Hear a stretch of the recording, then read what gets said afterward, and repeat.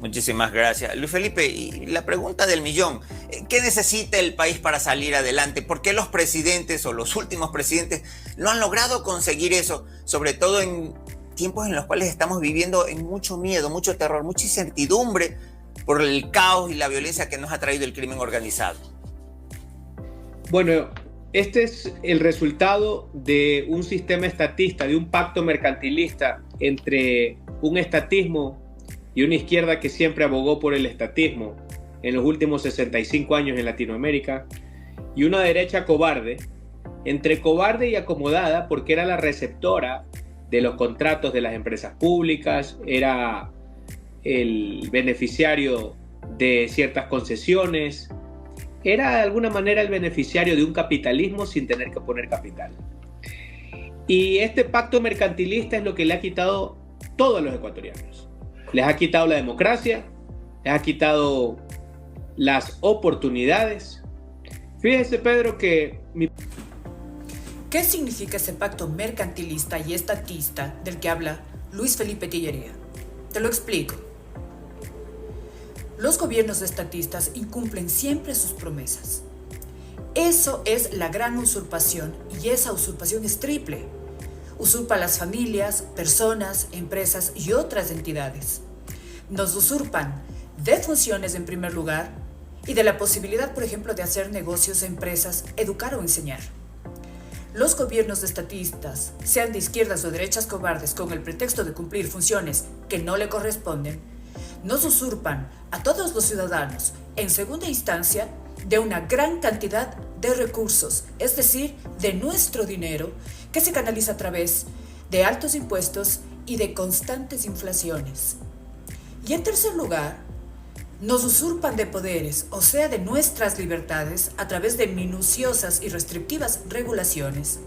Es por eso que los gobiernos acaparan fuerte dosis de poder absoluto y de dinero en cantidades astronómicas que usan siempre en provecho propio y de sus allegados. El pacto social mercantilista del que habla Luis Felipe se trata de esa intermediación política entre izquierdas y derechas malas mediante ese intercambio de votos y privilegios que se da en la Asamblea Nacional, lo que les ayuda a sostener sus oligarquías cerradas. Eso no es capitalismo liberal, que jamás ha existido en América Latina y mucho menos en nuestro país, sino que es el capitalismo salvaje del que tanto habla la izquierda, es decir, ese capitalismo de Estado y capitalismo de amigotes que privilegia a la clase politiquera en contra de las oportunidades de los ciudadanos para que seamos quienes ganemos más y vivamos mejor. nosotros proponemos un cambio de sistema. Nosotros proponemos un cambio de ese sistema estatista porque nosotros creemos un Estado limitado. Un Estado que esté limitado a 4 funciones: seguridad, justicia, salud y educación. Y que hagamos las reformas que hicieron los países hace 45 años, esos países del primer mundo, hacia donde estamos yendo los ecuatorianos que emigramos, y que implementemos esas reformas ahora aquí en Ecuador para que el primer mundo esté aquí, para que no tengan que irse los ecuatorianos rompiendo familias. Ok. ¿Qué significa ese cambio de sistema y gobierno limitado del que habla Luis Felipe Tellería? Eso significa poner al gobierno en su lugar. Significa tener un gobierno fuerte, pero limitado. Es lo contrario a la usurpación. El cambio de sistema y gobierno limitado es la gran devolución, y también es triple en funciones, poderes y dinero.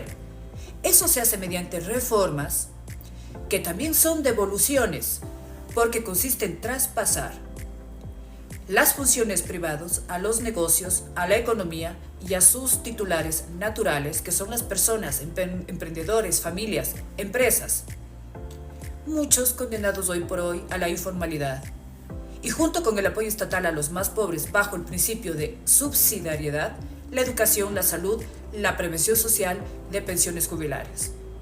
Es decir, que Luis Felipe Tellería está hablando de esa transición, de transitar, es decir, de pasar, de cambiar de un sistema estatista de izquierdas y derechas malas hacia un crecimiento económico, hacia el desarrollo político, económico y social, mediante un gobierno limitado.